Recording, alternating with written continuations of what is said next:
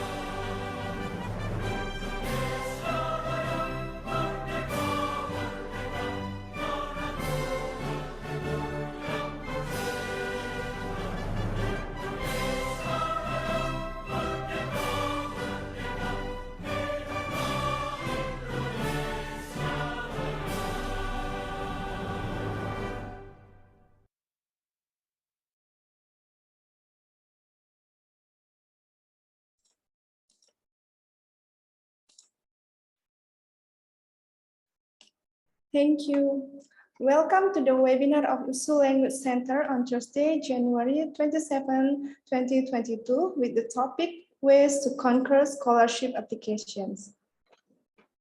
Kami ucapkan selamat datang dan sangat menghargai kesediaan Bapak Ibu, rekan-rekan, adik-adik peserta hari ini yang berasal dari lingkungan Universitas Sumatera Utara, baik itu dari FEB, Fakultas Psikologi, Fakultas Keperawatan, Fakultas Ilmu Budaya, Fakultas Kedokteran Gigi, FMIPA, Fakultas Kedokteran, Fakultas Hukum, Fakultas Kesehatan Masyarakat, Fasilkom TI, dan lain-lain. Dan juga kami ucapkan selamat datang kepada peserta dari universitas lain seperti Unimed, Fakultas Dakwah dan Komunikasi UINSU, dan juga dari luar Sumut seperti Universitas Diponegoro, UGM, Universitas Muhammadiyah Pekajangan Pekalongan, UIN Imam Bonjol Padang, dan mohon maaf bila kami tidak bisa menyebutkan satu persatu. Bahkan ada juga dari SMA Pancabudi Medan, SMK Ki Hajar Dewantara, Bina Antar Budaya dan Pesantren At-Thaibah Indonesia. Sekali lagi mohon maaf bila ada nama universitas atau institusi yang tidak tersebutkan. Selamat bergabung dan welcome to all of you. Semoga kita dalam keadaan sehat-sehat di sini. Webinar ini merupakan webinar pertama di tahun 2022, di mana pada tahun 2021 lalu Pusat Bahasa USU mulai mengadakan webinar di setiap bulannya. Kali ini topik kita adalah cara-cara menaklukkan aplikasi beasiswa dengan mengundang pembicara langsung dari Portland, Oregon, United States of America yang memiliki pengalaman dalam hal aplikasi beasiswa. Saya yakin webinar kali ini akan sangat menarik Karena pembicara kita, Miss Wiwin, akan sharing pengalamannya serta memberikan tips dan strategi bagaimana menaklukkan aplikasi beasiswa yang pastinya akan sangat bermanfaat, terutama bagi rekan-rekan, adik-adik, Bapak Ibu yang memiliki rencana untuk melanjutkan studinya ke jenjang lebih tinggi dan ingin melamar beasiswa. Baik, hadirin sekalian, pasti sudah tidak sabar lagi. Secara singkat saya akan membacakan susunan acara kita pada pagi hari ini. Please allow me to announce our rundown in English. The first one, greeting by host, MC, which is in this case is myself, and then opening remarks by Kepala Pusat Bahasa USU, Ibu Dr. Randa Ayuni Aminuddin Lubis MA, and then our main topics for today, conveyed by our source person, Ms. Wiwin Hartini, BSEE from Portland State University, and is currently living in Portland, Oregon, America, and the moderator is Kak Rumonda. And then followed with Q&A, and the last one is closing by host.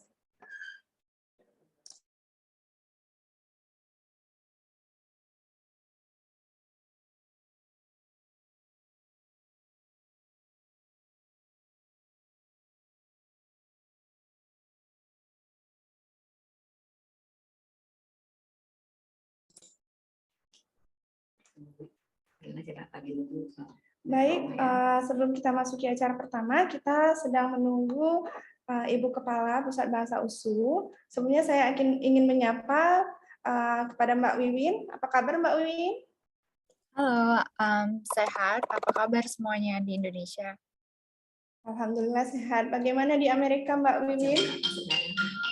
Di sini masih lockdown karena varian Omicron. Dan di sana jam berapa Mbak Wiwin? Sekarang hari Rabu jam 7 malam. Oh, jam 7 malam. Di sini sudah hari Kamis pukul 10. Ya. Oke lah.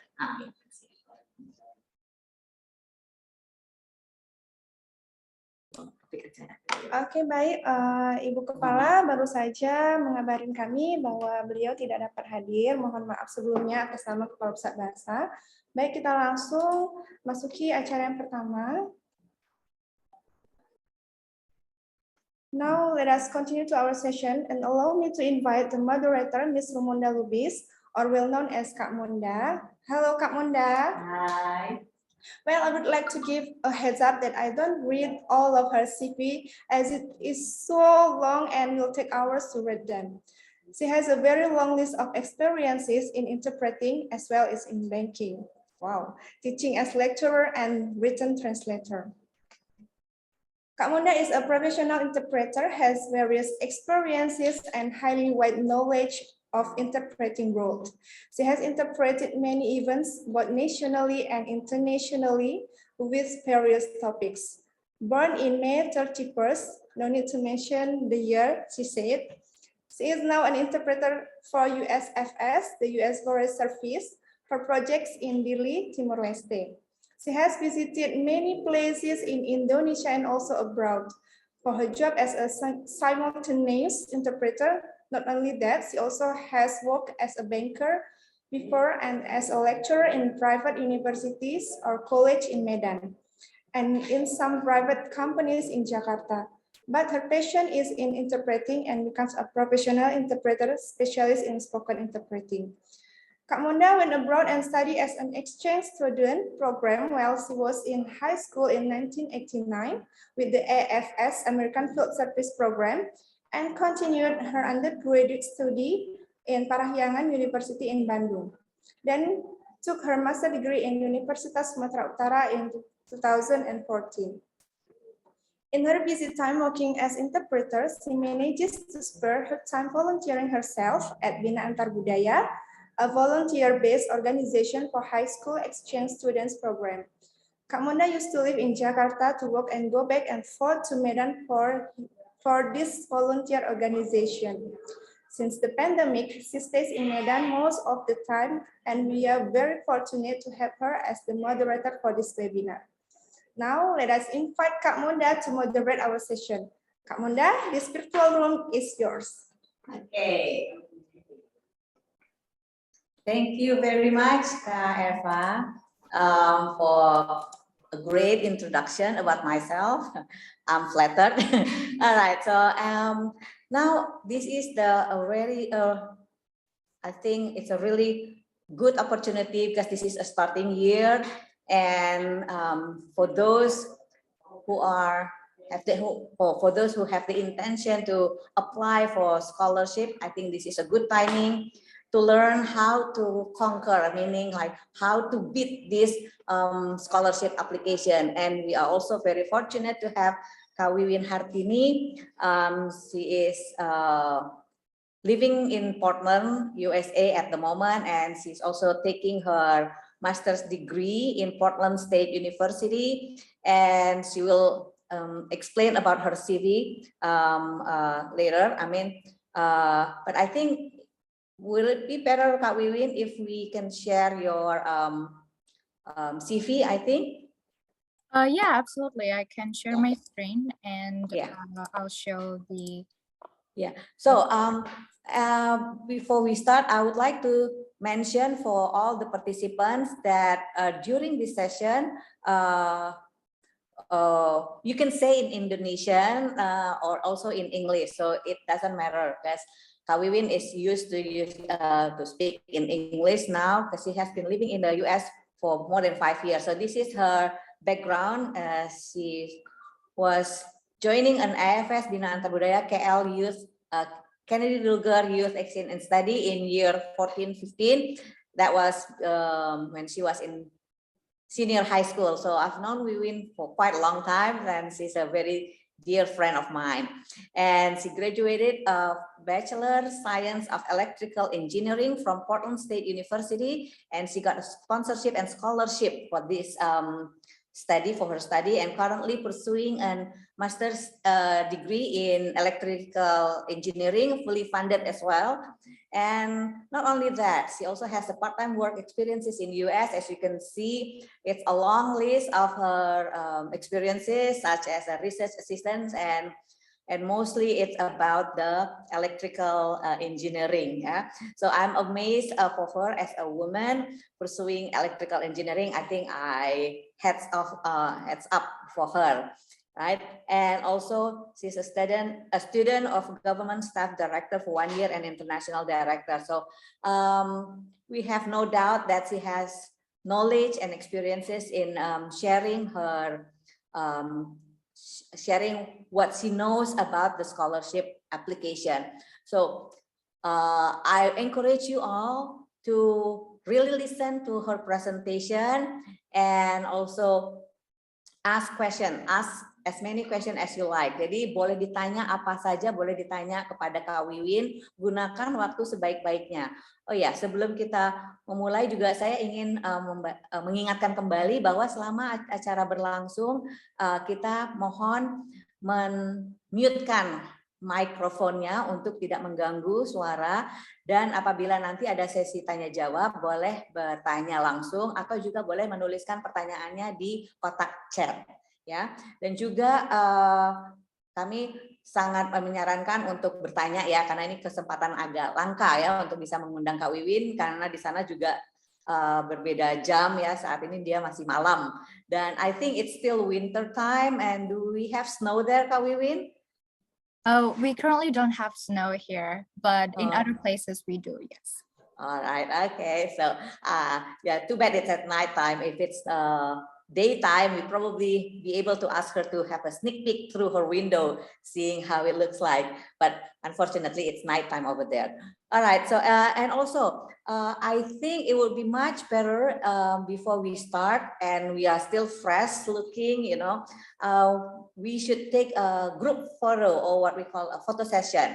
Ya, jadi kalau bisa, karena kita sebelum mulai baiknya kita foto session dulu ya. Jadi mungkin ini share screen-nya dimatikan dulu Kak Wiwin ya, dan tolong kameranya kalau tidak berkeberatan ya buat peserta semuanya untuk mengaktifkan kamera supaya kita bisa foto session and give your best smile. Okay, wait a moment.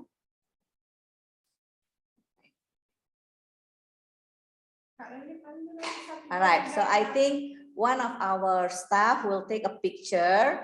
Kak Leli bisa diaba-abakan 1, 2, 3. Okay, give your best smile. Okay, everyone. unmute dulu, Kak, unmute. Kak Lilit, tolong di unmute.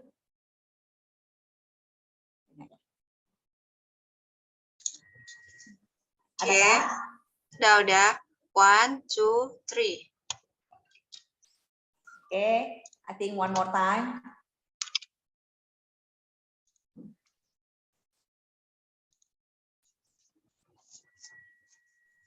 Oke, 1, 2, 3.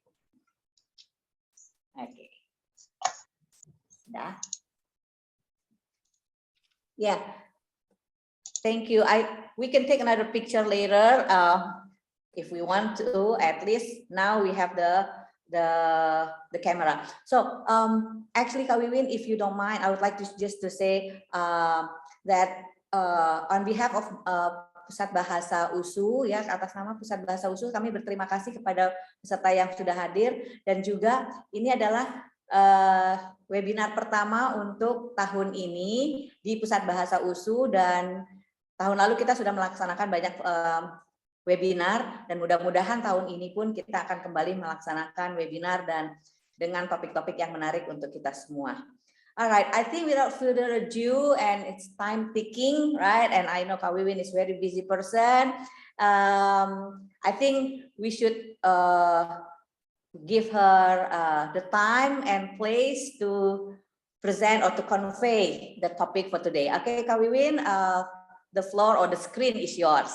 Thank you. Thank you, Kak Munda, and thank you for the kind introductions. And welcome, everyone. I'm very excited to give this presentation because this is, I'm also working with students here at Portland State, giving them quite a few workshops and also programming workshops. So the background that I shared is a little bit about me, but it's going to be part of the presentation as well, just because I'll be talking about forming your own story, because that's kind of the big part of applying for scholarships. So I will be delivering this presentation in English. However, the words are simple words, and all of the slides also use the simple words. If you have any questions, if something is not clear, feel free to drop your questions in the chat while I'm giving presentations.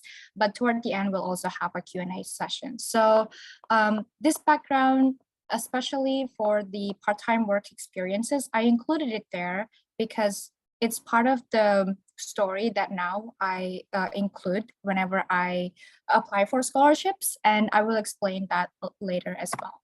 So with that, we can move on to the next one. So with those long lists of backgrounds, there is a deeper story involved that, you know, that's oftentimes is not seen or it's not on the surface level. The one that I often share in my scholarship applications. And this is something that I really want to emphasize, because every person, every individual is unique and everyone has their own story. But the question is, how do you bring up that story and actually be able to be benefited from that story while you're applying for scholarships? So this is the list of scholarships that I have received since 2014. The biggest, probably life-changing scholarship that I received was the exchange program scholarship. It was fully funded, and I lived in the US for a year as a high school student before returning back to Indonesia. And while I was in the US, there was also an essay competition, a scholarship to go to Washington, D.C. to meet with people there to learn about the civic education here in the US. And so I will be showing the essay that I wrote 7 years ago for this scholarship. And from that point forward, as you can see, that I'm very passionate about international culture and also engineering, so something related to science. So you can also see some pattern right here, but the reasons why I'm showing this is definitely not to show off, but to emphasize again the idea of there are tips and tricks to apply for scholarships. And these things that I learned while I applied to these scholarships have really benefited me, and I will share that with you today. So even this year I am going to be applying for scholarships because they are always available, especially nowadays. We have, like all countries, and the internet has allowed us to connect a little better. And so it's a lot easier to find a lot of opportunities, especially scholarships. So this is a life mission or goal that I shared while I got my first scholarship to the US, and this is going to be important later on in this presentation. So first of all, understand the process of applying scholarships. Especially, there are so many types of scholarships out there. So when you start applying, does it have any interview process? And what else is there in terms of the process that it takes to get that particular scholarship? But let's take a step back and learn which scholarships you should apply. One of the mistakes that I often hear from students is that they just apply to random scholarships. They just keep applying, there's this scholarships, they just apply. So what ends up happening is that they will spend a lot of time prepping for that, but it's focusing mainly on the quantity, not necessarily the quality of scholarships. And to be honest, like not all scholarships would fit everyone, because scholarships providers really look for specific individuals, and it works both ways. So it's a two-way process. And so the first thing that we need to do is to change our mindset about applying for scholarships, that it's not just you applying, but it's also them looking for people. So the institutions or the scholarship providers are looking for people to give the scholarships to, but it's also you trying to find the right scholarships for you. So it's like finding jobs. You don't want to just apply for jobs, but you want to apply for jobs that, the companies that you really like the culture of, and also they have maybe, good mission. And so the question is, when you start thinking about applying for scholarship, why should they invest in you, right? There will be many other applicants out there, but why should they pick you? And so always keep that in mind. Understanding the mission is also one of the first steps. From your end, it's going to be asking yourself these questions, and more than these questions even. Why are you interested in this type of scholarship? What is your mission if you get this scholarship, right? And does your mission align with the scholarship provider's mission? And what can you contribute to solving the problem that they're trying to solve? And how would you feel if you are selected? This is specifically for scholarships that have requirements after you do their program. So for example, you get a scholarship abroad for, let's say, a PhD program, but then the requirement is that you have to create a community service for, I don't know, a year in Indonesia. So ask yourself if that is something that you want to do. Don't just, dive in and just apply. And from the scholarship provider perspective, what is the background of the scholarship? This is very important, because when you write your applications, it's going to be a matter of how are you going to tie your story with the mission that they're trying to solve, or the problem that they're trying to solve, right? So what is the mission?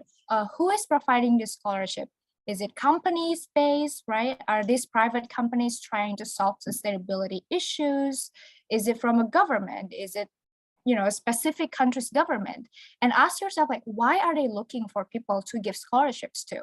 Are they having labor issues, right? Are they having problems with, specific cultures that they want to learn about these cultures? Be curious about the background of the scholarships providers. And what problem are they trying to address? Right? Because this problem needs to align with the contribution that you're able to give. This can increase the probability of you being accepted or being offered the scholarship. And what do you think is an ideal recipient? When you apply for anything, including scholarship, think about you as the person giving the scholarship. Who would you think the ideal individual would be. What type of person, what type of background, right? What type of personality? For example, if there is any, let's say, institution giving out a communication scholarship, right? Like where they want to improve social media connections among teenagers, let's say that as an example. So what they would be looking for would be teenagers or young adults with backgrounds in communication, or they are interested in communication and also social media. So again, just remembering the mission of the scholarship provider and aligning that with your mission is going to eliminate quite a few lists so that you can focus on the ones that you are really interested in.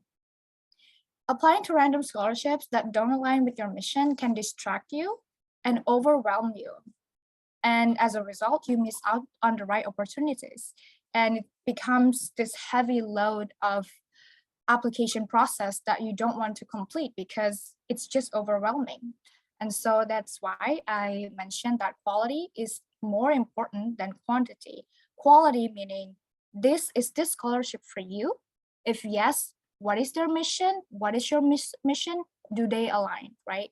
And so your best friend during the process of applying to different scholarships is planning ahead. Here in the US and also in other countries, it's very common to apply, to start planning a year out, 6 months out before the scholarship deadline, because there's just so much going on with the scholarship applications that you want to understand, what the requirements are and start planning in advance.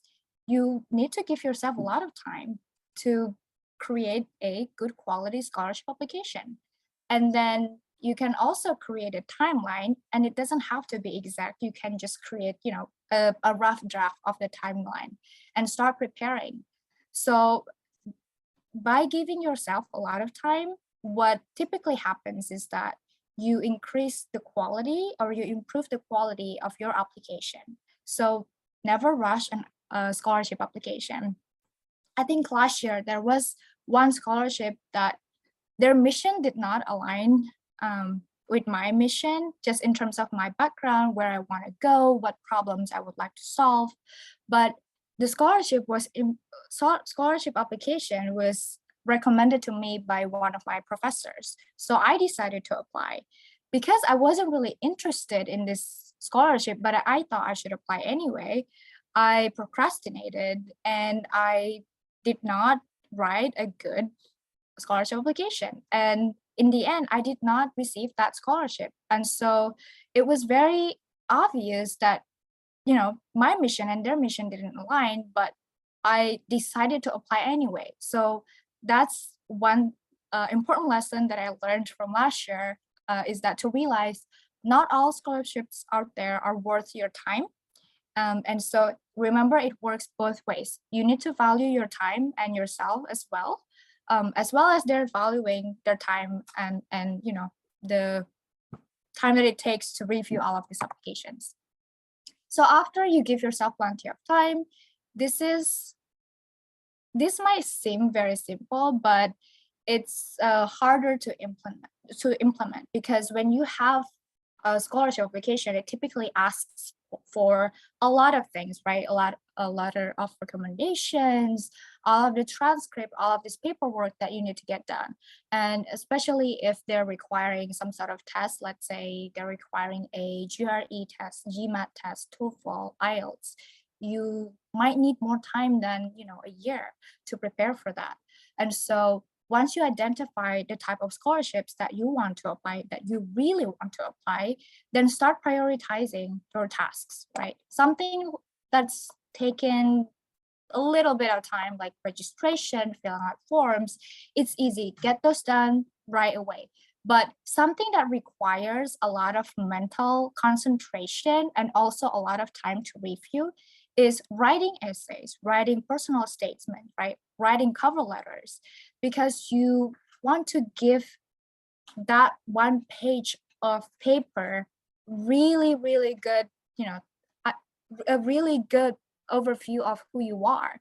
Think about your application being reviewed by the committee, and you're essentially saying that, hey, this is who I am, but their only chance of meeting you is by paper, or nowadays it's online, right? So you want to make sure that you write a really good essay or personal statements. And I put revise twice here because that's a big chunk of writing anything, including cover letter or essay. Once you write it, and I'll talk about the quick tips and just common mistakes later, you need to put it down, reread it, review it, revise it. So you want to be able to prioritize these tasks and focus on them. The biggest decision you can make is to get started right away. So there are big scholarships in Indonesia that are famous, and oftentimes we know the deadline, when the deadlines are. So once you know that you really want to give it a try, get started, because once you get started, you will learn how much it takes to complete the application, and then you will also give yourself plenty of time. Let's dive into the details. So step 1, prepare the required documents as soon as possible. This is the documents that don't take long, but it's just one of those things that you just need to put it there. What you don't want to happen is you forget this little document or small documents that right before you submit, oh my goodness, where is my birth certificate, right? There's no more time to look for birth certificate, scan it, and then put it online. And so the next step after that is start writing your essays. I write essays here, but what I mean is something that, if they have any specific prompt questions or personal statements, request or cover letter, whatever they're asking, you want to be able to give them the best version of that. Revise, revise, revise, and finally submit. So this is an important thing. When you apply for anything, especially for those big scholarships opportunities, don't be afraid of the number of the applicants. Don't worry about the factors that are not within your control. Rather, focus on what you can do and eliminate those pressures. I hear this all the time. I hear students say, it's a very competitive scholarship. It's a very competitive opportunity. I don't think I can make it. Regardless if it's competitive or not, there's nothing we can do about that. So just identifying the things that it's not within your control is very important, because you want to focus your energy and your mental health on what matters, which is just getting the application started and completing it. So numbers, they don't mean anything unless you actually, put in the work. So writing essays or personal statements, answer the questions being asked. For example, the prompt for the essay is, what is your plan in the next 5 years? And why does this scholarship matter to you? Answer the questions right away. I will show an example that I submitted last year that ended up being a good, that offered me a scholarship. I'll show that, and I'll show it doesn't have to be fancy, but what you need to do is to answer it right away. The key is to start writing your answer and rewrite it until you are satisfied. What do I mean? What does it mean, Vivian, to just start writing, right? Oftentimes, we're so wired to want to start typing and just get it done. That is not a good way to start. So if you're more comfortable writing it down with a pencil on a paper, do that. And what you want to do is to, if someone asks you, if one of your best friend asks you these questions, what would you say? Just think of it like that, and then just start writing. Those drafts that you write is going to be your bank of answers that over time you can pull the sentences that resonates with you, that you like, and put that in your application. Once you write that, ask your family or friends or just someone that you trust to read them and give you feedback. Ask them and ask yourself, do they understand the message that you're trying to convey? What if they're actually understanding something else, which means that we are not answering the questions being asked, right? And let them know what the original questions are. Only by giving others our work that we can receive feedback. If we don't allow others to see what we've written, there's no way of getting feedback. And don't be afraid of feedback. Anywhere in the world, any system, in order to improve, we always need feedback. That's what surveys are for. Businesses run that way. Governments run that way. They always want feedback. And so as an individual, always be happy and be open when someone gives you either constructive feedback or just positive feedback, right? And if you need to write it in English, don't worry about it. Just start writing in the language you feel comfortable with, right? Because what's important is the content. As long as someone understands your message, the language can be translated later. So sometimes scholarship applications have word limitations. Don't worry about that. Just focus on the content, because once you get the flow of sharing your story, sharing your goals, you will reach this quantity of words. So yeah, I think that this is very distracting. And most of the time, the scholarship applications only ask for very, very short answers, right? 500 words, that's only one page. And so you want to be able to put really good content in that one page. Write your thoughts. Do not copy someone else's answer from the internet. It's very easy to type those, grab your phone and just type those questions on the internet. The reason why I said that is because you don't want your thoughts to be influenced by what's on the internet.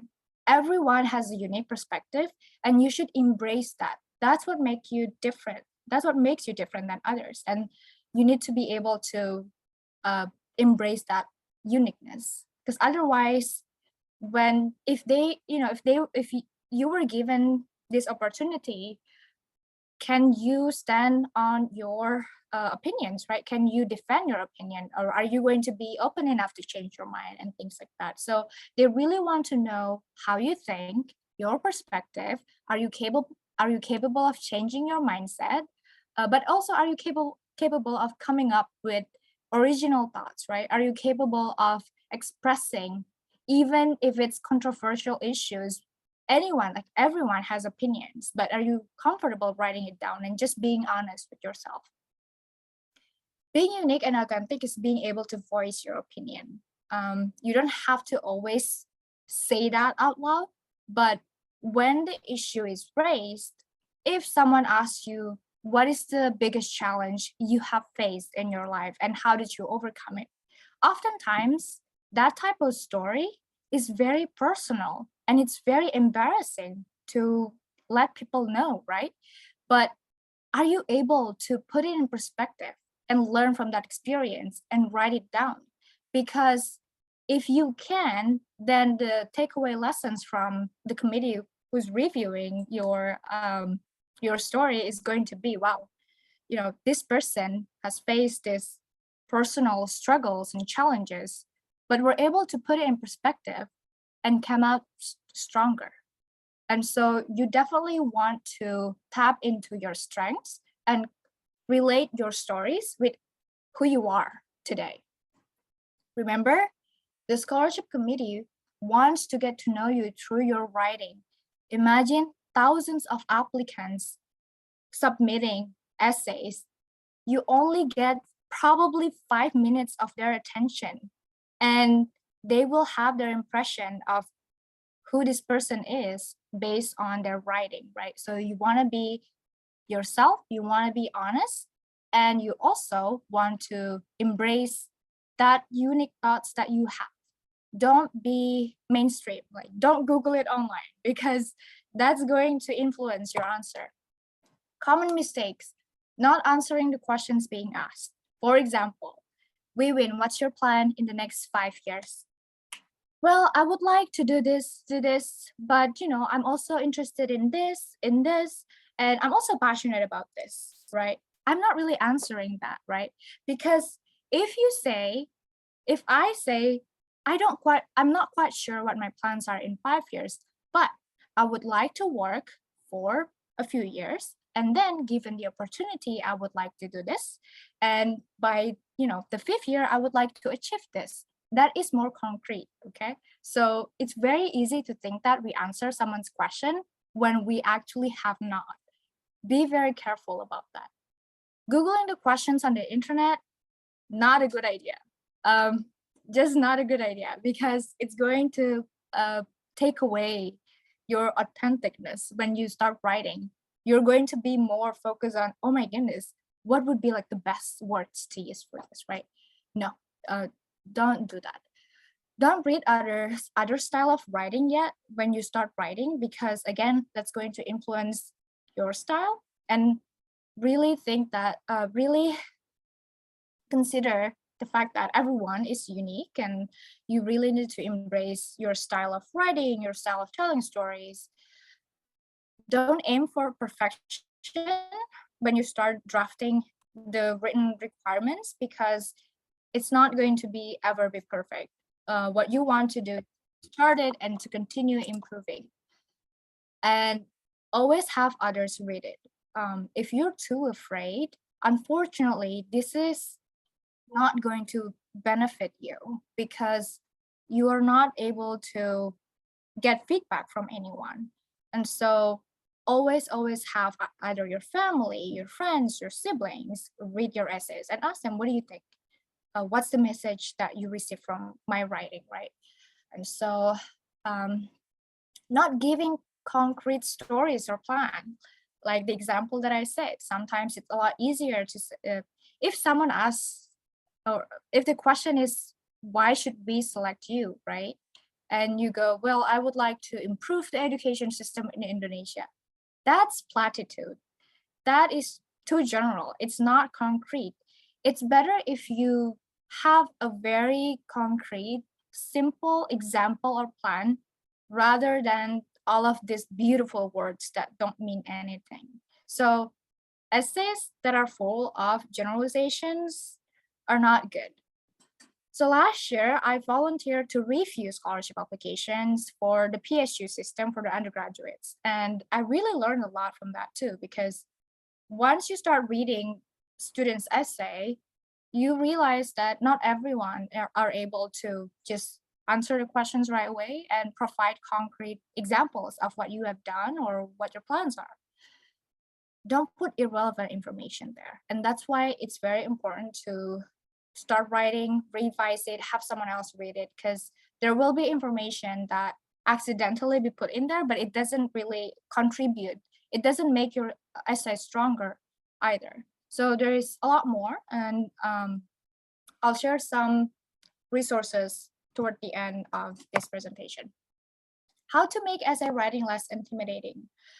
Start by free writing your answers. So write down everything that comes to your mind every day for 10 minutes, 5 minutes, have like papers, just write it down, right? Maybe you are washing dishes and you started thinking about the answers that you would have written, write it down. Again, this will form a bank of answer, and that is going to be a useful tool for you whenever you apply for scholarships, because you can always pull up those examples and elaborate on that and put more specifics based on the application that you're trying to get, right? So make a copy of this document and select the parts that resonate with you, that you feel like, oh yes, this is who I am. This is what I would like the committee to know about myself. And reflect on your experiences. Everyone has faced really challenging problems in their life. And these obstacles are oftentimes what is going to be the bonus point, because people are interested in how you overcome, how you solve those issues, and how it shaped you to who you are today. So don't be afraid. It can be personal. If you are not comfortable sharing too personal information, that's fine, but put the content with details enough that other people understand your story.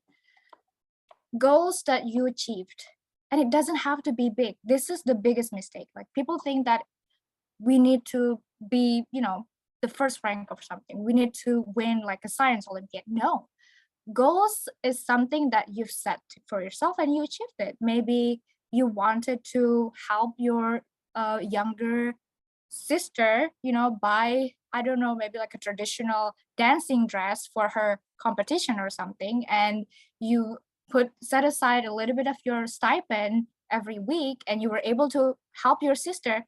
That's a very big story, because what it tells you is that you care about other people, you're capable of setting goals and achieving them, and that's big. So always focus on what you have achieved, the small ones, just focus on the small ones. And everyone have those stories, but oftentimes we're so wired into like, I don't have anything, right? Like, oh my goodness, I've never won any competition. No, that's not the question. The question is about goals, not competitions, not science Olympiad, not all of that stuff. If you have done that, that's great. But if you have not, don't let that be the wall between you and the great opportunity that you want to get, right? And what do you currently do? And how are your goals and your past experiences and where you are right now align with each other? Everyone typically gets attracted to something that you're really passionate about. Like when I shared my background, as you can see, I love working with students and I tutor, I work as a tutoring manager, I work in the student government. I'm still working with students even right now. And so that's something that is myself, that I love, and that I will always be proud of. And I try to align all of the opportunities that I do with this thing, because there's that life mission again. The little picture that I shared, that I'm interested in educating others, and that's what I'm doing. And everyone has that. So really understand who you are. Have that conversations with yourself. Write your essays as if you're sharing a story of who you are to your best friend or family members. Don't think about, oh my goodness, someone professional is going to read this. Don't think about that, because something about essays or personal statements or cover letter, they are personal stories, personal journey, but it's just written a little bit more professionally. So to get you started, it's a lot easier to just, talk with someone. And you can even do that. If you have a very close friend and ask their friend and ask you the question, you can record yourself answering those questions. That's fine too. Remember, content is more important than beautiful words. It is not a novel. And I will show you an example of my application that was super simple, but it hit all the goals. So creating a bank of stories. This is a common question, but it's not limited to this. Tell us about yourself and your family. What's the biggest challenge you faced and how did you overcome it? What's your proudest moment? And always focus on what you feel, when were you the most proud of? It doesn't matter if it's small or big. What's your life philosophy? Where do you see yourself in 5 years, in 10 years? Tell us about your plans for the future. How did your background shape you to who you are today? What is the most important thing in your life? And tell us about constructive feedback that you received and how did you, receive that? Like, what did you do after that? Write them down so that you don't forget a potentially powerful story. So this is, again, creating that bank of stories. It can be in your journal. It can be just on the Word documents. But whenever you apply for scholarship, you can always go back and read your story. And you'd be surprised of how helpful they are. Because it's very easy for us to forget the little moments when we are so focused on, let's say, working, going to school. So these bank of stories come in handy. I'm going to show you this example really quick. So this is the application that I submitted last year, and I got a scholarship offer from this. And this is at Portland State University. So it is loading. Give me 1 second. Okay, so let's make this bigger. So I'm showing this as a real example. This is literally what I submitted. And so hopefully this gives you an idea of how important it is to just answer the questions and focus on the content. So this is the prompt. Describe your educational goal and long terms, what part of your college education in achieving them, and any support evidence that indicates your determination to achieve your graduate degree. So as you can see right here, I just went right in, okay, this is my life philosophy, right? I'm passionate about this. My long-term goals are related to my values and passion. And when they ask for describe your educational and long-term goals, I just listed them because that's how I see it, and that's how I feel like I want to present it. And it's very specific, it's very concrete. And always don't be afraid if your plans will change in the future, because we're humans, we grow as we learn more, we adjust our plans. But when you know what you would like to do at specific time, it's a lot better than just providing like generalization. This is better than just if I say I want to help low income students in the future. But when in the future do I want to achieve that, right? And so this is the answering questions again. And then I started providing a background of, adding to why those goals are important. And this is another question, but you can have access to this later. I'll share that one. Please provide one personal statement, maximum length of 600 words, right? Describe how the program you're pursuing will help you achieve your long-term goals. So I started with kind of a personal story. I couldn't read until I was in 2nd grade. It was very hard for me to do that. And but the point right here is that once you collect those personal stories that you feel comfortable sharing, whatever the question is, you can always tie that together. All right, so with that, this is my other past essays that I said it's very simple, just answering the questions. How would you use this scholarship to further your scientific or professional development? Please include specific conferences, courses, workshops, or seminars. So this scholarship gave me money to be used for anything professional development related. So as you can see, I got very specific right here. I just described right away where I'm currently at. I'm currently pursuing a graduate degree. I did a 4+1 program, but I would like to take these courses on edX. This is an online courses, and you can take it for free, but you don't get the certification. If you get the certificate, you have to pay for a certain amount of money. And if I want to take a few courses, it's going to add up to a certain amount of money, right? So I just listed, what I would like to do and why this is important for me. And they also asked, what's your plan for the outreach after you receive this, right? So it's one of those things that once you're given the scholarship, what can you do to give back? So I described how I would like to give back, and I tie that with what I do currently and with what I've done in the past and how I can contribute after I receive the scholarship. So this is last year as well from Women in Science Portland organization. Okay, let's go back in time and just take a look at really quick to the one trip to Washington, D.C. For the high school essays. The theme was we could pick any topic that we would like to write about, but why is the topic important? We have to write about why the topic is important. And what I wrote here is, let's give it a few seconds. I'm not sure why this is a little bit slow today, but thank you everyone for your patience. So what I wrote here is an issue of teenagers and future politics. when we are teenagers, we are rarely interested in politics. And this was something that I was thinking at a high school level. I was like, I'm not interested in politics. I don't think my friends are interested either. But this is an important topic because a few of us are going to be future politicians. And so I wrote about them. And as you can see, it's very short.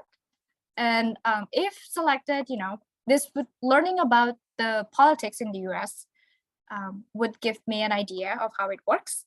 And after returning to Indonesia, I could share that story. And so fortunately, I was lucky enough that this was selected. And so, yeah. What about interview? If there is any interview process for a scholarship application, interview is an opportunity to get to know you at a deeper level. Are you the person you wrote about, right? And so based on the interviewer's perspective, what impressions are they getting? Is this someone who can actually establish goals and accomplish them and are willing to give back? Because someone or an institution giving a scholarship, that means that they really want you to help them achieve their mission. So SWOT analysis is typically used for business, but in today's, we can use that for our personal use, for individual use, especially for interviews. So always have this ready. What is your strengths? Right? What are your strengths, and can you provide examples? Because again, this is where the bank of that stories is going to be important and helpful, because then you know what stories to share. And if you don't feel comfortable, you know what stories not to share. Weaknesses. When you're asked, what is your weaknesses? I think that there is this joke that, people say, I'm such a perfectionist, but really that is not a weakness. Like, don't try to create this like ideal person in your head of who you are, but instead just be honest. Maybe one of your weaknesses is that, for example, I'm a very stubborn person. And so when I really want something, it's very hard for me to let it go. But over time, I have learned that I'm not always right. And I need to be open-minded, and I need to be aware of these weaknesses, because it can be damaging, not for me, but also to those around me. And so identify those weaknesses. And also, like, don't say, yeah, I'm very lazy, because it doesn't tell anything, right? Weaknesses is something that that it's something that you would like to work on, and it's been holding you back, and you don't feel comfortable kind of sharing, but it's an important part of who you are too. Avoid giving platitudes. Like, yeah, don't change the subject when you're asked about what your weaknesses are. Threats. This is typically, when I say this is for business, when for this category, it's typically, what about competitors? This is normally for competitors, but in our case, how are you adjusting to changes, right? If something changes in your environment, how are you adjusting to that? And can you give an example? Maybe you have to move and live on your own. Maybe you have to live with a relative. Maybe you have to learn a new language. You have to learn a new martial arts, something that force you to change, right? And opportunities. Where do you see yourself fitting in the efforts of trying to solve the specific problems that this scholarship committee is trying to solve? Okay, excuse me. So the key to interview or presentation is practice, practice, practice. And it's true, there is no other better way to do that. So first, you can start by practicing by yourself. You can stand in front of a mirror, you can record yourself, you can write it down, whatever works for you. But get started, just practice. Practice with someone, and ask them to ask you questions, ask them to ask you very difficult questions. And if you feel comfortable, practice with a small audience, maybe your best friends, maybe your family, because this will help you gain more confidence. And the day when you're going to be interviewed, you're not going to be as nervous. You will be nervous, but not as nervous. And tips for interview: always be yourself. Avoid being someone else. Dress comfortably and embrace your uniqueness. When you don't know anything, like when you don't know the answer, when you're not sure, say that. If someone asks you, what do you think is, so somebody asked me for an internship interview, Wiwin, what do you think the future of transportation is in 10 years? And that question caught me by surprise. I said, I don't know, but I think based on what we're seeing right now, this is what I believe in. But when you're not sure about something, let them know. Don't try to like mask it up.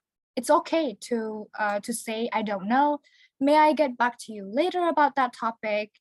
I'm not very informed about that topic. I would love to learn more, and you can email your follow-up answers. You can ask for their email or something like that. Have an initiative, because again, the goal is not to know everything. The goal for them is to get to know you.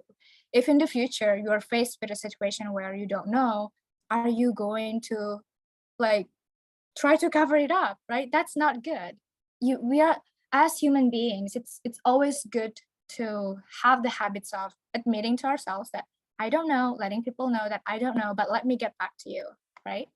Practice in advance, not once, not twice, but practice as many times as you feel comfortable with and until you feel ready. Understand your interviewer. This is very important. When you sit down on a chair trying to be interviewed, look at your interviewers and try to understand them as well. I mean, on the opposite side, they're seeing a stranger and they're trying to get to know you. They have all of these questions. Sometimes they have tricky questions, but most of the time they don't have those tricky questions. They just want to get to know you. And it's okay to pause if you need time to answer a question. For example, if they say, hey, Wiwin, can you tell me a little bit about, this experience that you listed here? And if you need more time to think about it, just say, may I have a few seconds? Or just take a deep breath, and then start. Don't rush your answers. It's a lot easier to say than done. But because when we get nervous, we tend to rush our sentences. Try to take a deep breath and just speak slowly for better articulation. This works both in Indonesian and also in English. It's always better to, give yourself time to think and just speak slowly. If given opportunity to ask questions, always come ready with questions. This is very, very important. If you have done your research about this, the background of the scholarship, the background of the alumni, typically we normally come up with questions, right? So given the opportunity to ask questions, always take the initiative to ask questions, but also try to be yourself in a way that, is it a genuine question or is it just like a question that you want people to think that you are smart? Don't try to be that person because it doesn't serve anything. You can even ask the interviewer, if it's an alumni, if it's someone, do you have any advice for, if you were in my shoes, do you have any advice for me? I'm really trying to achieve this goal in the next few years. I really want to be, maybe you want to be a professional, banker or something like that. You can ask people for their advice because it's typically a very, genuine questions, and people love sharing their stories and their advice. Resources for tips on personal statement writing, I have listed all of these materials. I will send this to Pusat Bahasa USU, Kak Monda, and so I'll also share my email. So if you want a copy, there will be. You can access this slide deck. If you want some help with checking your grammar, spelling for free, there is this link as well. I use it, but again, if it's an essay or personal statement, if it's like a few a few mistakes on the punctuations. It's normally fine, but when it comes to grammar and just spelling, it's kind of more important. And so, but again, just focus on the content first, because we have all of these tools that can help us with the technical part of writing. Conclusions. Conquering scholarship is about understanding and aligning your mission with the providers. There's really no secret about it. It's just, how do you strategize, right? Do you understand your goal? Do you understand their goal? And then from that point forward, it's just preparing your story, preparing why you would be the ideal candidate, and let them know how you can contribute. And so if something does not resonate with you, if there is like this scholarship that is maybe fancy or popular, but you don't really see yourself contributing in that area, maybe consider again. Like, you don't have to apply to every scholarships out there, but you should definitely give the ones that, you know, makes you excited a try. Writing essays. Oh, I skipped this one. Yeah. Okay, so get started right away. Do not procrastinate. Writing essays, personal statement, cover letter is about sharing the story of who you are. So there's nothing more than that. But some people are better storytellers than others. So the question is, how do we become a better storyteller of our own stories, right? And then rewrite your essays until you're happy with it. If it even makes you cry, it's fine, right? But this is the story that you want to give. You want people to know. And keep rewriting until you get to that point. Practice interviewing with others as often as you get to give more confidence and just help you calm down. Once you've done your best completing an application, move on right away. Don't worry about it. You have done your best. There is nothing you can do about it. Move on right away, especially if you have multiple scholarships that you want to prepare for. And so don't be afraid of failure. You can, but like I said, don't apply to just anything. But if you apply to multiple things, don't be afraid of failure, because throughout the process, you either learn about yourself or you learn about the process of this particular scholarship.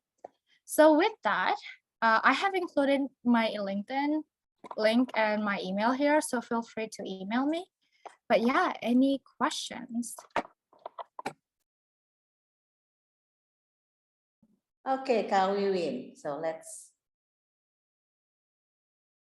All right. So I think this is a very interesting and a very amazing presentation, and I think, like including myself, I'm amazed to hear what you just said, and you know, it's so detailed and so thorough, and it feels like, oh my God, it's like, what have I done so all this time, you know, during the filling in the scholarship application. Jadi, so maybe I can just like review a little bit, ya, Kak Wiwin, for those who were late in joining our session today. Jadi tadi Kak Wiwin udah menjelaskan, kan kadang-kadang kita tuh susah ya dalam menuliskan aplikasi beasiswa, kita tuh suka menemui kesulitan, duh gimana ya caranya, duh takut deh coba aplikasi, pasti udah apa namanya, nggak akan mungkin deh, aku kan nggak bagus-bagus amat, nggak ada kejuaraan. Kadang-kadang kan suka begitu ya teman-teman mungkin ya, atau adik-adik peserta yang masih SMA, ada juga join yang SMA di sini. Jadi sebenarnya intinya yang Mas Kak Wiwin di sini adalah semua orang tuh unik ya, semua orang tuh punya kelebihan dan pasti semua orang punya kelemahan gitu ya, atau kekurangan. Tapi bukan berarti kekurangan itu membuat kita tuh tidak bisa maju gitu ya. Jadi as a review tadi, kalau scholarship itu yang paling penting itu adalah temukanlah scholarship yang tepat untuk kita gitu ya. Jadi tepat dalam artian find the right scholarship that really align with your goals, your passion, ya. And there are always two sides of a coin, kata orang ya. Always two sides of a coin. In the scholarship, it also does the same. There are always you and the scholarship providers.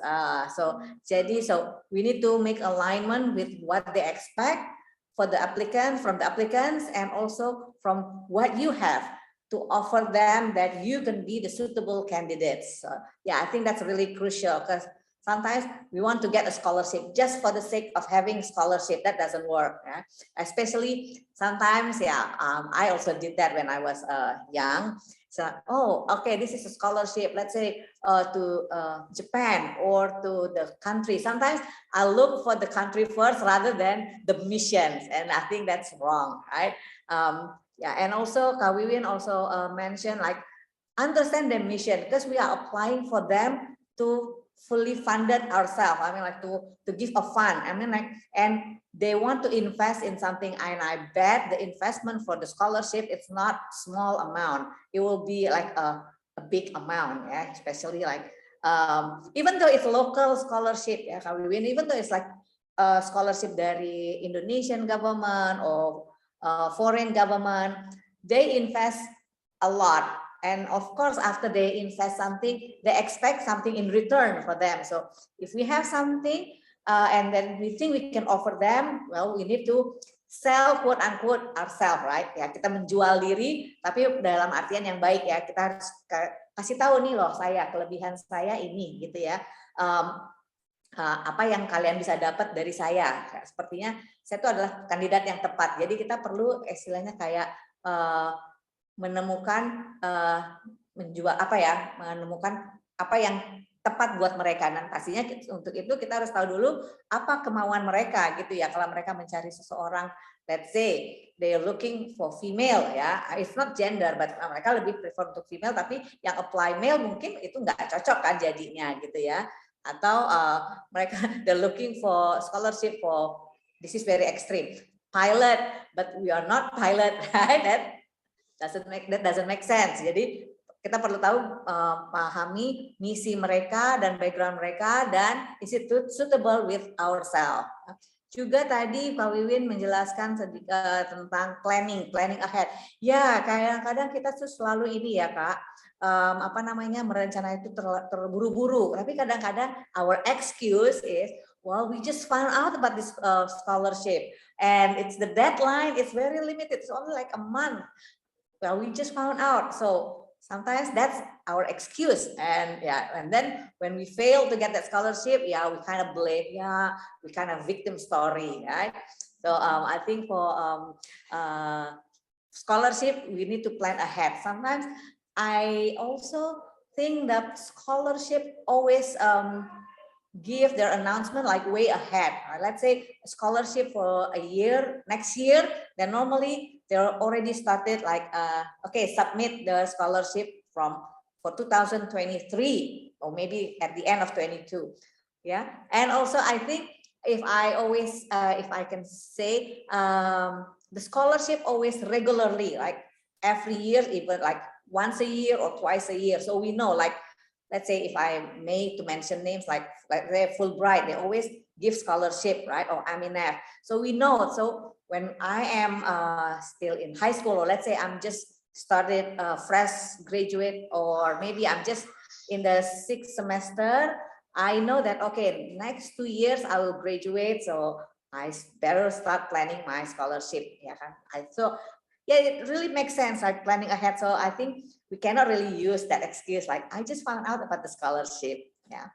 And juga spare time, ya, jadi selalu luangkan waktu, start preparing. Dan yang what I find it very interesting is about that what you mentioned about bank bahan-bahan apa ya tadi, bank of stories, ya, banks of stories. I think that's really good. Yeah, sometimes I also realize I have this, oh, if I write an essay, I will write something, let's say, oh, this is a good idea to write. But then I don't write it on the piece of paper, or I don't record it somewhere. And then when I want to write the essay, what did I want to write? So ya lupa ya, sering ya seperti itu ya. Kadang-kadang pas lagi nonton, ada ide nih gitu ya. Nanti aku akan tulis deh seperti ini. Terus lupa, nanti pasti inget lah gitu. Nggak taunya nggak ingat, lupa gitu ya. Apalagi kalau mau nulisnya sekitar udah 2 bulan kemudian atau 1 tahun kemudian udah lupa gitu ya. So sometimes we tend to forget small things matters ya. Hal-hal kecil tuh itulah yang penting, itu yang lupa. Jadi it's a really good tips for you if you want to apply untuk menuliskan hal-hal kecil ya. Kemudian konten is much more important than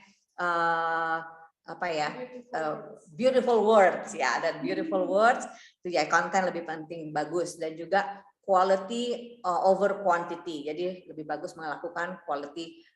It's a really good tips Kak Wiwin ya. Dan juga lagi tadi Kak Wiwin ada mengatakan value yourself and your time, karena that scholarship also value their time and themselves ya. Jadi kalau emang kayak nggak cocok, udah jangan dipaksain. Just because your friends apply for one scholarship, that doesn't mean you have to apply for the same scholarship ya. So especially if that scholarship really doesn't interest you.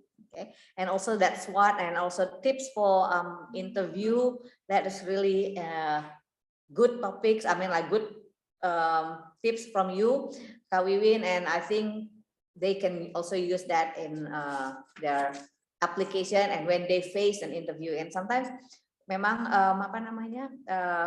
menghadapi interview itu kita perlu latihan ya. Tadi makanya dikatakan latihan, practice makes habit kata orang ya. Bukan practice not make a perfection, but I think practice makes a habit. Jadi kalau kita udah terbiasa, kita udah merasa biasa aja. Sama seperti kalau kita ngobrol sama orang. Jadi selalu latihan dulu sebelum membayangkan atau menghadapi event yang sesungguhnya. So I think that's kind of like a sum up, and this presentation or this webinar is also will be recorded as an information. It will be recorded and will be uploaded in our YouTube channel at Pusat Bahasa USU.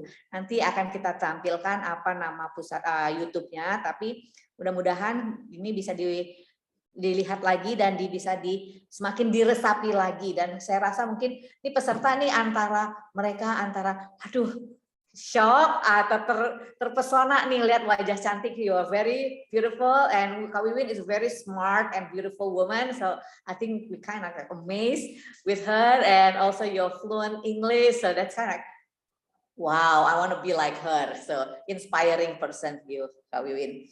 All right, so I think in the chat box kita sudah siapkan absensi ya.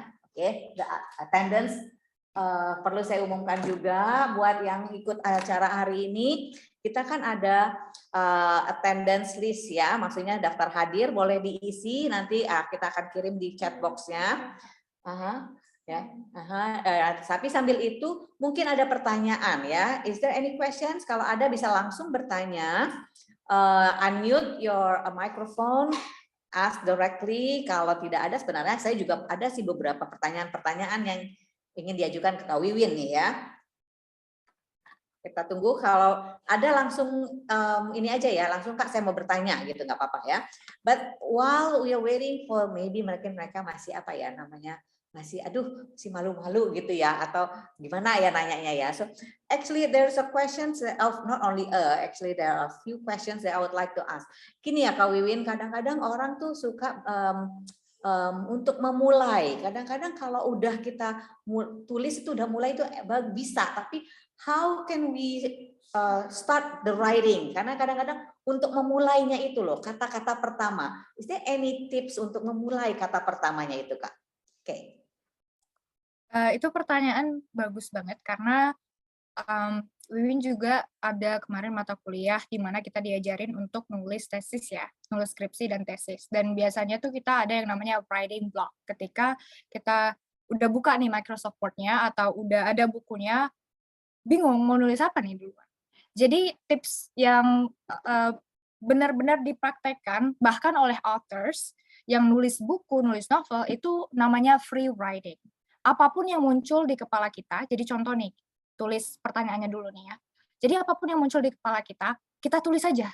Contoh nih, aduh aku nggak tahu nih mau nulis apa, nggak tahu nih mau nulis apa. Tulis aja pikiran, write those thoughts gitu. Sampai akhirnya kita benar-benar bisa memulai gitu. Jadi contoh, yang ditanyanya itu adalah pertanyaannya adalah what is your dream gitu ya. Kalau misalkan kita mulainya, I don't really know about my dream. How should I say this? I'm not sure. Blah blah blah blah blah blah. Tulis aja semua yang ada di pikiran kita. Itu namanya praktek free writing. Dan lama-kelamaan kita pasti akan dapatkan itu kata-kata yang benar-benar membuka atau membantu kita memulai menulis topik tersebut. Jadi seperti itu. Jadi kalau misalkan pun kita udah banyak nih tulisannya di Microsoft Word, kita tinggal ambil aja paragraf yang benar-benar bagus dari free write itu. Nanti teman-teman juga bisa Google yang namanya free write, itu ada dipraktekkan, itu untuk mengovercome yang namanya writing block. Jadi memulai itu tulis saja, walaupun yang kita pikirkan ini adalah pikiran yang nggak apa ya, yang aneh-aneh gitu contohnya, aduh mama lagi masak di dapur, bla bla bla bla, muncul-muncul nih semuanya kan, sampai kita benar-benar bisa fokus, kayak gitu. Right, so it's like a writing block, yeah, yeah. And also another question. Sometimes, people say, and I don't know whether it's true or not, but people say when we write an essay or let's say motivation letter or personal statement, we need to use a very sophisticated words, like instead of like not a normal or regular word. Is that so, or maybe it's just afraid or apa ya, ketakutan emang dibuat-buat, atau bukan ketakutan dibuat-buat ya, mungkin ketakutan tersendiri, atau is that true that we need to have like sometimes instead of saying let's say apa ya, mungkin instead of saying present we need to say the word convey gitu ya. Seperti itu Kak?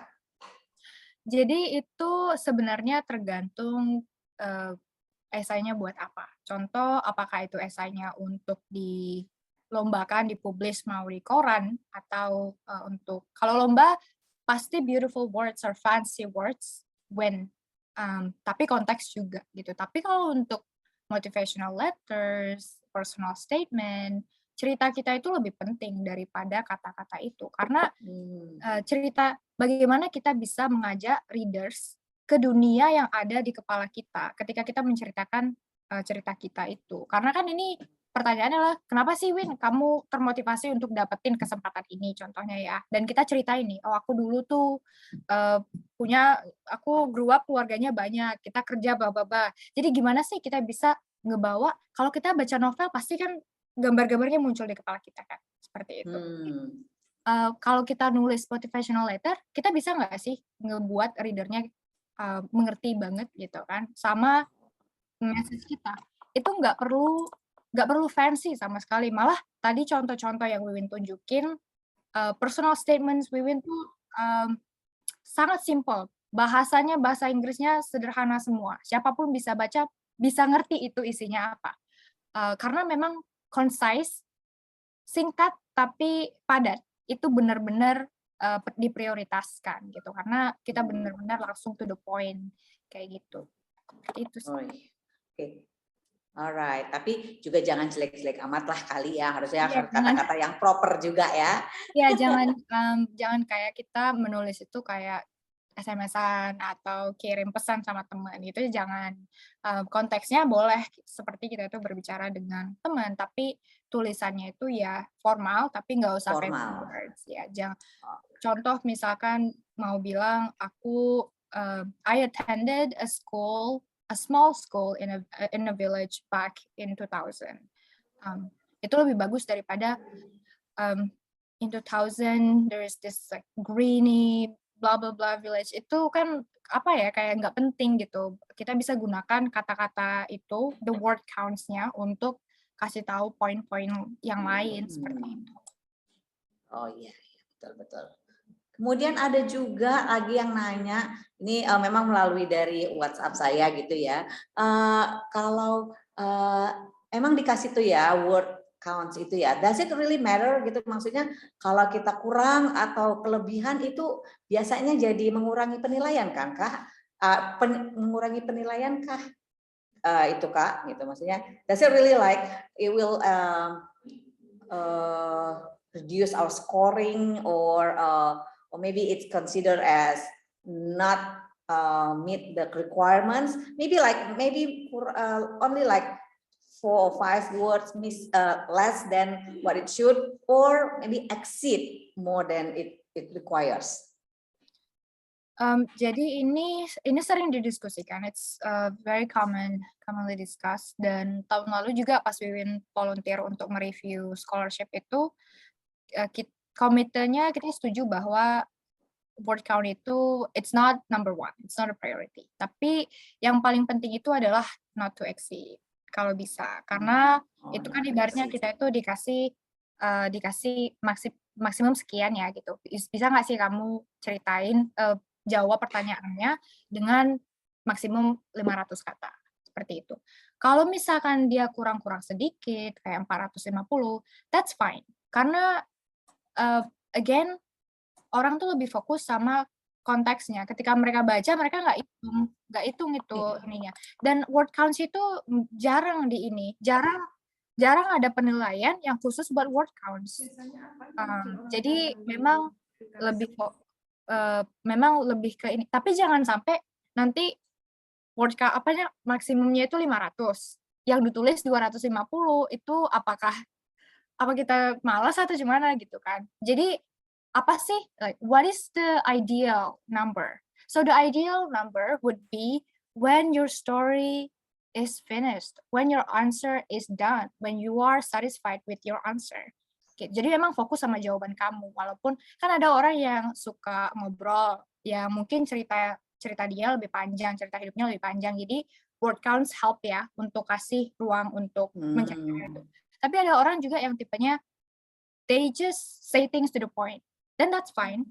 Makanya yang penting jangan not to exceed. Kalau misalkan tuh, jadi kan kalau misalkan 500 dan 10 kata, maybe that's fine, but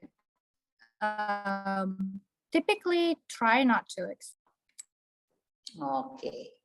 Terus ini juga Kak, kadang-kadang itu tadi ininya ya, biasanya as if you review, kadang-kadang apa sih yang kadang-kadang suka membuat, emang tadi Wiwin udah bilang ya tentang apa aja nih kita harus harus nyambung dengan misi mereka, tapi kira-kira apa sih ya ke hal-hal yang paling umum, like the most common mistake that membuat gagal sebuah aplikasi gitu. This is also a really good question karena it's easy to do. Jadi gampang banget kita itu buat sharing cerita atau jawaban yang kita lupa untuk mengaitkannya dengan kenapa ini penting gitu. Contoh Wiwin bilang gini. Dulu waktu kecil, waktu SD, SMP, Wiwin kerja di kantin ibu gitu ya, beberapa tahun bantuin orang tua kerja. Udah gitu aja. Jadi ini sentence-nya why is it here? Why does this matter? Nah, kita harus benar-benar bisa mengaitkan cerita kita dengan kesempatan yang kita apply dan kenapa itu penting. Jadi biasanya contoh dari tadi yang kata-kata bahwa Wiwin dulu kerja di kantin orang tua Wiwin buat ngebantu orang tua. Dari pengalaman ini Wiwin belajar bahwa planning itu penting, mengerti tentang keuangan itu penting, membantu orang tua itu penting, dan juga memiliki inovasi, visi misi itu penting juga. Jadi kenapa ini? Why does this matter? This opportunity, these skills that I learned, contoh the skills that I learned from working for my parents are valuable for me today because it has helped me as a person to work hard. And this is also what motivates me to apply for this scholarship, and these skills will be valuable for me to contribute. Contohnya seperti itu. Jadi jangan lupa mengaitkan cerita kita, jawaban kita ke yang penting, ke aplikasinya ini. Gimana kita jahitnya gitu loh. Gimana kita satukan. Why is that part important? Kayak gitu. Kalau misalkan kamu nggak nemu jawabannya, berarti itu that sentence doesn't need to be there. Okay, all right. Maybe you can also read that in the chat box. There's a question. It's like the motivation letter that we use for scholarship application. Is it okay? I think that apa boleh kita pakai motivation letter buat daftar kampus, ya, daftar kampus. Because what I'm afraid is the campus will think that is plagiarism, gitu ya, aplikasi plagiat gitu. What do you think of that question? I think you can read in the question chat box as well. Itu kayaknya chat boxnya untuk Okay. That's fine. Ya, itu direct message. I think I got So ya, jadi pertanyaannya adalah yang pemikiran saya khawatir pihak kampus pakai aplikasi plagiat gitu loh Kak, karena motivation letternya udah dipakai untuk scholarship application, kita juga pakai untuk kampusnya gitu. Gimana tuh Kak? Kalau plagiarism itu biasanya lebih ke yang teknis ya. Contoh kita ada konteks misalkan di koran konklusi apa segala macam di like online newspaper or online ebook or something like that we pull someone's idea that we are not crediting. Jadi kita nggak kasih kredit. Kalau misalkan itu cerita kita, itu adalah cerita kita gitu ya. Jadi itu untuk masalah plagiarism itu untuk cerita pribadi itu jarang. Tapi yang sering terjadi, apalagi mungkin di Indonesia ya, apalagi untuk anak-anak SMA, karena ini dulu pas Wiwin SMA juga Wiwin sering ngeliat ini dan Wiwin juga pernah melakukan gitu. It's so easy to just Google something, take it and put it, somewhere for your assignment, entah itu PR apa segala macam, dan nggak kasih kredit. Itu baru yang namanya plagiarism.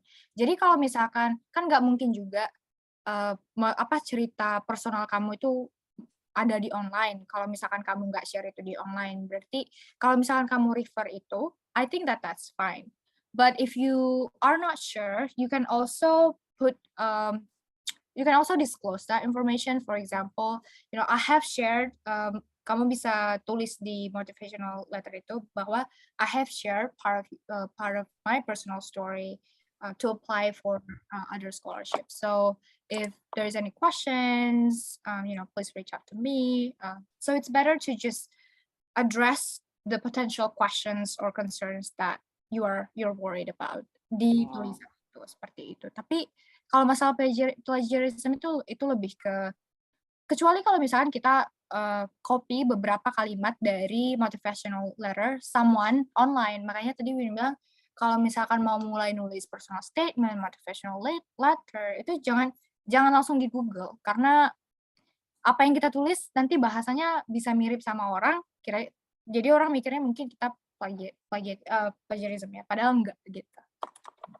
Oke, ya, I think mudah-mudahan bisa benar dengan pertanyaannya ya, Mas Budi ya, bahwa kalau motivational letter kita emang personal kita punya dan kita ajukan lagi untuk apply atau untuk ke kampus gitu ya, I think it should be okay karena itu emang kita ya. Tapi kalau memang mau lebih aman lagi kita bisa tulis juga pada saat kita ajukan ke kampus bahwa tulisan ini pernah saya muat pada saat saya mengisi atau memohon aplikasi beasiswa, mungkin kita bisa bilang gitu ya. Tapi atau sorry Kak, di apa ya?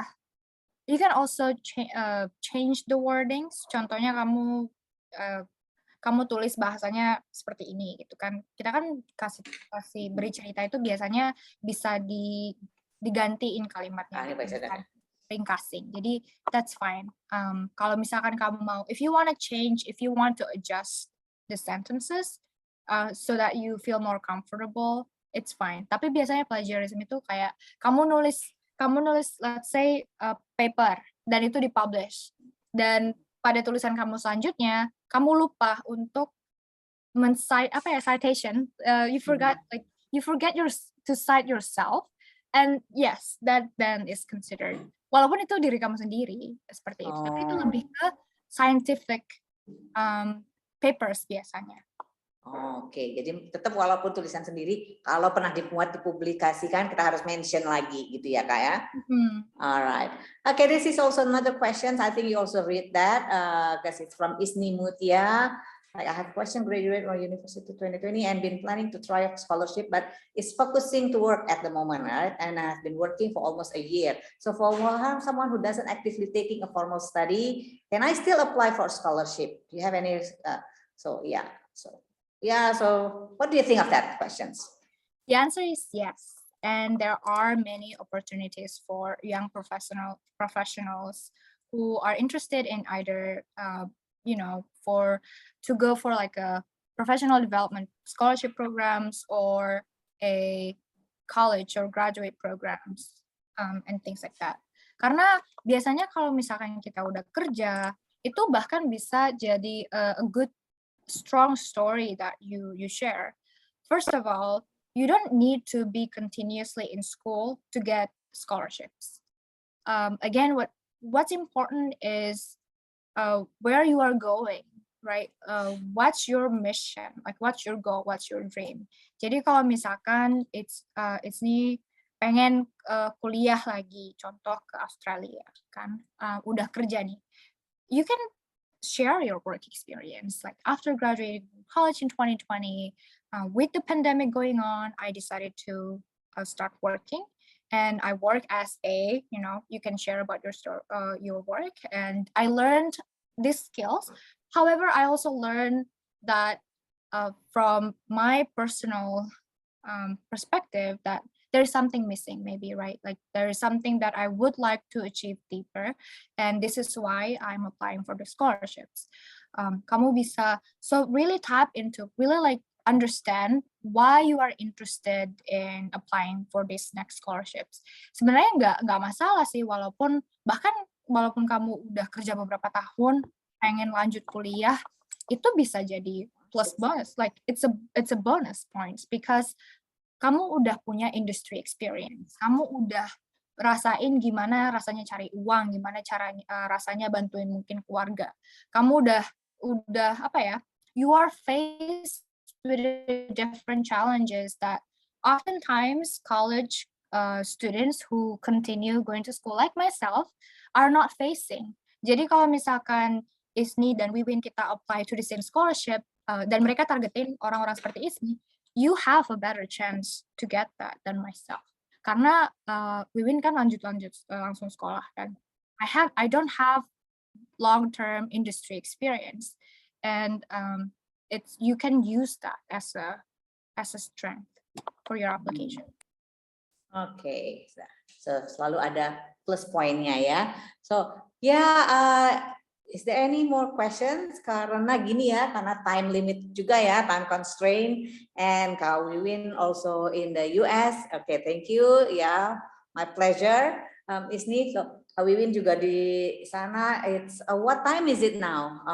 If I may know, Kak Wiwin. Jam 8:30 malam di sini. Oke, 8:30 malam, masih hari kemarin ya, masih tanggal 26 ya. Kita di sini udah tanggal 27, Kak. Oke. Ya, kita one step ahead. So actually mungkin Kak Wiwin juga saat ini ya, Kak Wiwin ini mungkin saya juga sedikit menjelaskan. Kak Wiwin ini udahlah dia belajar tentang teknik elektro gitu ya, tapi juga masih selalu suka untuk sekarang nih ya, kegiatan Kak Wiwin ini suka jadi lagi aktif untuk di vlogging ya. Untuk ini aja. So if you don't mind Kak Wiwin, I mean you can also share your Instagram. Tadi udah ya. Kalau boleh ya, tapi it's up to you actually ya.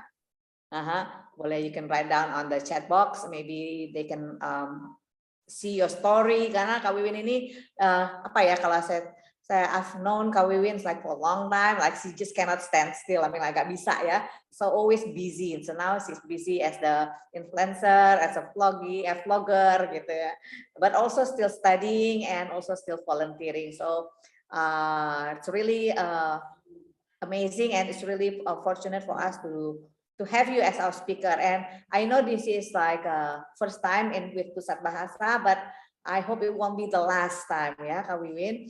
And okay, that's Kak Wiwin. And also juga kalau buat teman-teman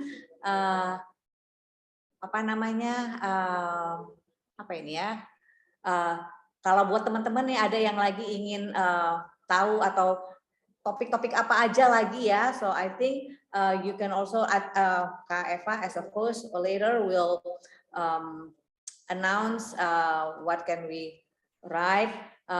Coba ide-ide atau apa saran-saran untuk masuk. Cuma sekali lagi saya ingatkan absensi jangan lupa buat teman-teman.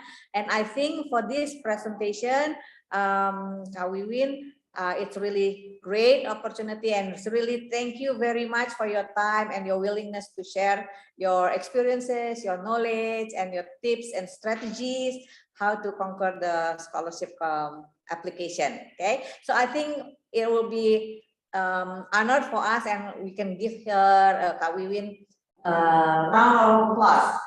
Okay, yeah, and also maybe a virtual round of applause. Ya, boleh ya, boleh dikirim ya. Tepuk tangan virtual ya. Sekarang nowadays everything is always in virtual. So yeah, we can give a virtual round of applause for Kak Wiwin. Thank you very much on behalf of Pusat Bahasa. Thank you for your willingness and your sharing. Please be in touch and have a really great and wonderful life because Kak Wiwin now is settling down in the US. You've been living there for how many years? Like 7 years, right, Kak Wiwin? Yeah, this is the 7th year total. Yeah, the 7th year. And well, tell us if you kembali atau pulang kampung ya. Back to your hometown as a visit, like a visitors to Indonesia. Tell us, maybe we can meet up, maybe we can make another event in Pusat Bahasa. So she's settling down in the US. Maybe we'll stay. Your journey will be. Good luck and have a great life. Okay, Kak Wiwin? Thank you, Kak Monda, for the kind words, and Pusat Bahasa also for creating this consistent webinar. It's very useful. Thank you for everyone attending and Kak Dwi. So yeah, thanks everyone. I will drop off the call and yeah, feel free. Should I drop off the call or should I stay with Steph? Yeah, all right.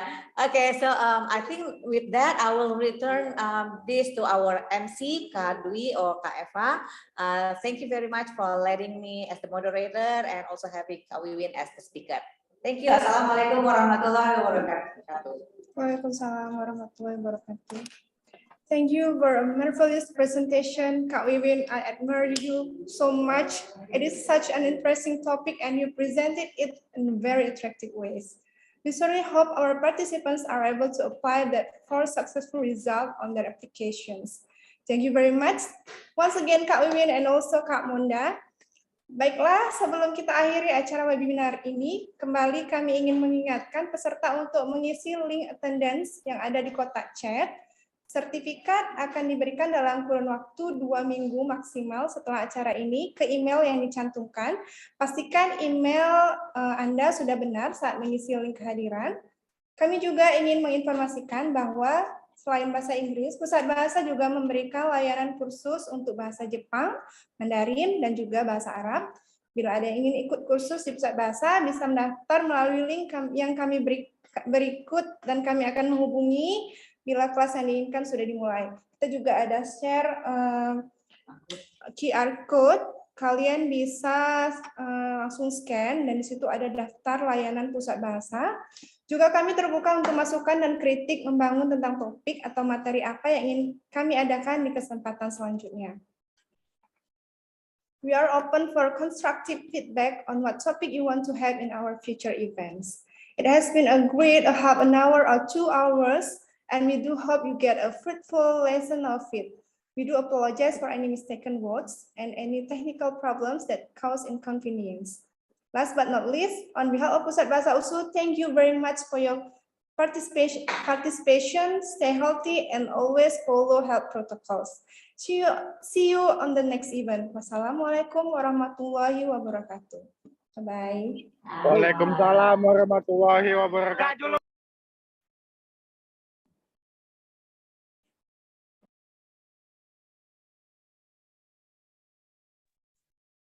Maybe you can end the recording.